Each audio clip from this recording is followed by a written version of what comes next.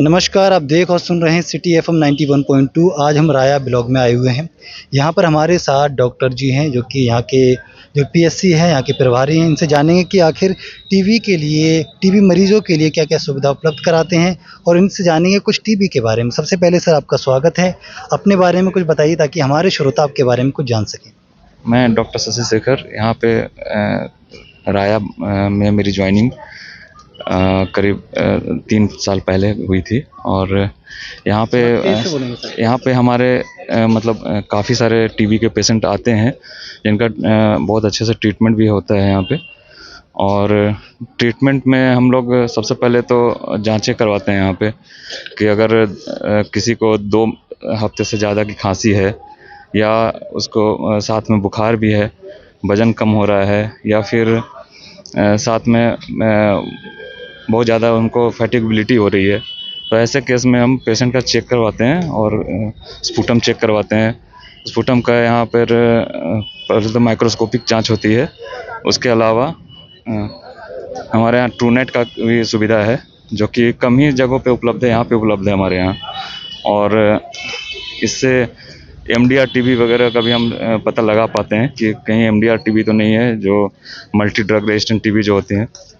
तो इसका जानकारी मिलने के बाद हम उसके अकॉर्डिंग हम ट्रीटमेंट स्टार्ट करते हैं यहाँ पे। अगर एमडीआर टीबी है तो हम लोग रेफ़र करते हैं और पेशेंट को फिर उनकी दवाइयाँ फिर आती हैं डिस्ट्रिक्ट हॉस्पिटल से, और फिर यहाँ पे जो हमारे पास है अवेलेबल है वो वैसे ट्यूबरकुलोसिस से जो एमडीआर नहीं है, वैसे ट्यूबरकुलोसिस की हमारी दवाइयाँ अवेलेबल होती हैं यहाँ पे।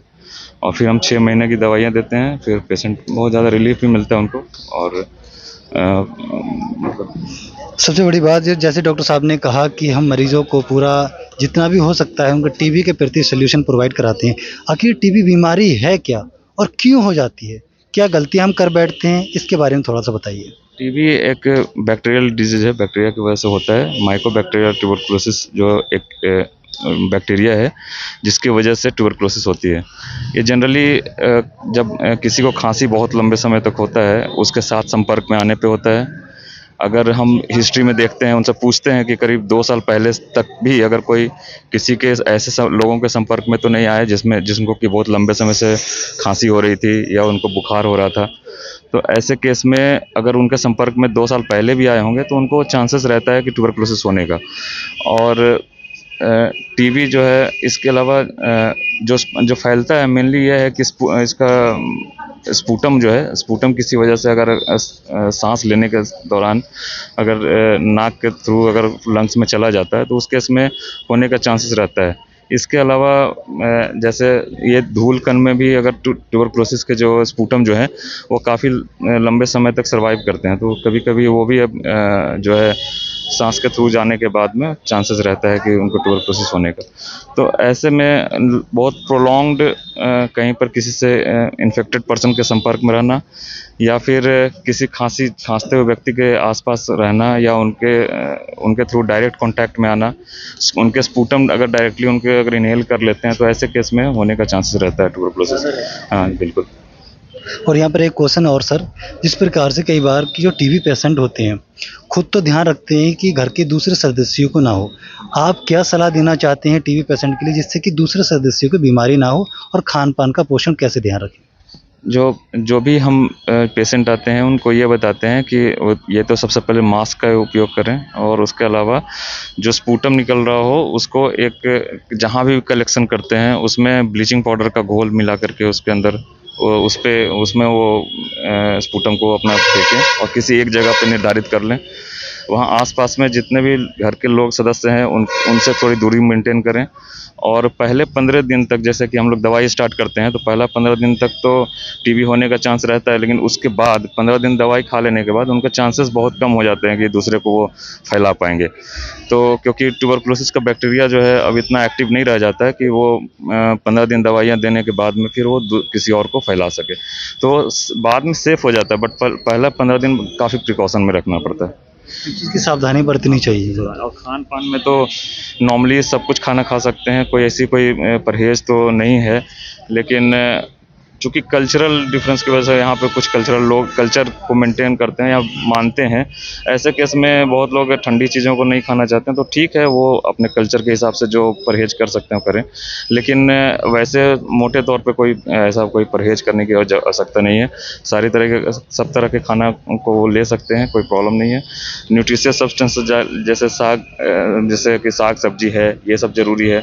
उसके अलावा मिल्क वगैरह ले सकते हैं, बाकी सब कुछ एग वगैरह सब कुछ जो भी अगर नॉन वेज हैं तो वो सब ले सकते हैं, कोई प्रॉब्लम। प्रोटीन रिच होनी चाहिए डाइट, प्रोटीन होना ज़रूरी है। प्रोटीन रिच होनी चाहिए, बस ये इम्पोर्टेंट है। और यहाँ पर साथ साथ में ऐसी कुछ योजनाएं जो कि बहुत सारे टीबी पेशेंट को नहीं पता होती हैं, जो कि गवर्नमेंट द्वारा चल रही होती हैं, थोड़ा इसके बारे में और बताइए, ताकि हमारे श्रोता सुन रहे हैं जो टीबी के मरीज नहीं, उन्हें भी जानकारी हो जाएगी, और जो हैं उन्हें भी जानकारी हो जाएगी। थोड़ा इस बारे में और बताइए। हम लोग अभी ट्यूबरकुलोसिस कंट्रोल प्रोग्राम तो चल ही रहा है, जिसका हम लोग लार्ज स्केल पे इसका हो रहा है अभी, और हर जगह पे इसकी जानकारी होती है। हम बैनर भी लगा होता है हमारे यहाँ, और बाकी हम लोग बताते भी हैं, फिर फील्ड में जाकर भी सबको अवगत करवाते हैं कि हमारे यहाँ क्या क्या सुविधाएं उपलब्ध है, गवर्नमेंट क्या क्या सुविधा दे रही है ट्यूबरकुलोसिस के पेशेंट को। दस्तक अभियान के दौरान भी हम लोग जाते हैं वहाँ पर, इसका खबर लेते हैं कि कोई उनके घर में कोई लंबे समय से किसी को खांसी तो नहीं है, बुखार तो नहीं है, और ये सारे सिम्टम जो टीबी के जो फैटिगबिलिटी है, बहुत वीकनेस आ रहा है, वजन कम हो रहा है, ऐसे पेशेंट तो नहीं है कहीं पर किसी घर में। तो उस दस्तक अभियान में हम हर साल जो होता ही है दस्तक अभियान, तो हम उस केस में जैसे कि संचारी रोग का जो हमारा जो होता है ना, उसमें हम दस्तक अभियान भी करते हैं। तो 3 महीने का दस्तक अभियान होता है, उसमें हम लोग सब कुछ पता करके, अगर उसकी डाटाबेस बना करके उसके हिसाब से फिर हम लोग फील्ड में जाते हैं, और फिर हम लोग वैसे पेशेंट को पता करके उनकी ट्रीटमेंट करवाते हैं। तो एक्टिवली भी हम लोग करते हैं, एक्टिव सर्विलेंस भी हो जाता है, और पैसिव सर्विलेंस की जो पेशेंट यहाँ पे खुद से चल के आ रहे हैं, तो ऐसे केस में ये दोनों ही तरह के पेशेंट को हम लोग ट्रीटमेंट करते हैं। बहुत बहुत सुंदर डॉक्टर साहब, जैसे आपने बताया कि हमारा प्रयास रहता है कि जितने भी मरीज़ आएँ उनको भी टाइम पर इलाज मिले। लास्ट में हमारे साथ मिलकर, हमारी टीम के साथ मिलकर कैसा फील हो रहा है? अच्छा, बहुत बढ़िया लगा। आप लोग आपका इनिशिएटिव बहुत बढ़िया है, और इस हिसाब से जागरूकता ज़्यादा फैलेगी, और हम लोग ट्यूबरकुलोसिस को और जल्दी, जैसे गवर्नमेंट चाह रही थी कि 2025 में इसको ख़त्म करें, लेकिन अभी इस पर लगे हुए तो हैं, देखते हैं वो कितना सफल हो पाता है। लेकिन आपके प्रयास से, आपका इस तरह के प्रयास करेंगे तो फिर ज़्यादा लोगों को जानकारी होगी, जागरूक होंगे लोग, और जल्दी सफल होने का चांसेस रहेगा। धन्यवाद डॉक्टर साहब, हमारे साथ जुड़े। ये थे हमारे साथ डॉक्टर साहब राया ब्लॉक से, पीएससी से। इन्होंने बताया कि हमारे द्वारा प्रयास रहता है कि जितने भी मरीज़ हैं यहाँ पर आएँ, या जो नहीं हैं उन्हें भी सारी सुविधा प्रोवाइड कराई जाए। और कुछ लास्ट में श्रोताओं के लिए मैसेज देना चाहेंगे? मैं यही कहना चाहूँगा कि राया ब्लॉक पे हमारे यहाँ सारी सुविधाएं और भी बीमारियों के लिए अवेलेबल है, जैसे कि मलेरिया है, डेंगू का इलाज भी है यहाँ पे। इसके अलावा सरकार जो कुपोषित हैं बच्चे, उनका भी हम लोग ट्रीटमेंट देते हैं। और उसके अलावा जैसे एनीमिया मुक्त भारत का भी अभी सरकार का प्लान है, तो उसमें एनीमिया से मुक्त हो बच्चे, या गर्भवती महिला, या फिर किशोर किशोरियाँ, इन सबों को मतलब एनीमिया से मुक्त करने के लिए ये सब कुछ जो प्रोग्राम चल रहा है, उसके ज़्यादातर हम लोग यहाँ पर इम्प्लीमेंट करते हैं। तो यहाँ पे लोग आकर के उसका लाभ उठा सकते हैं। बहुत बहुत सुंदर, जिस प्रकार से डॉक्टर साहब ने कहा कि और भी जो बीमारियां हैं उनके लिए भी हम अच्छा इलाज करते हैं, तो धन्यवाद डॉक्टर साहब।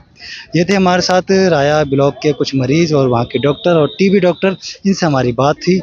आज की कार्यक्रम में इतना ही। टीबी हारेगा, देश जीतेगा। धन्यवाद।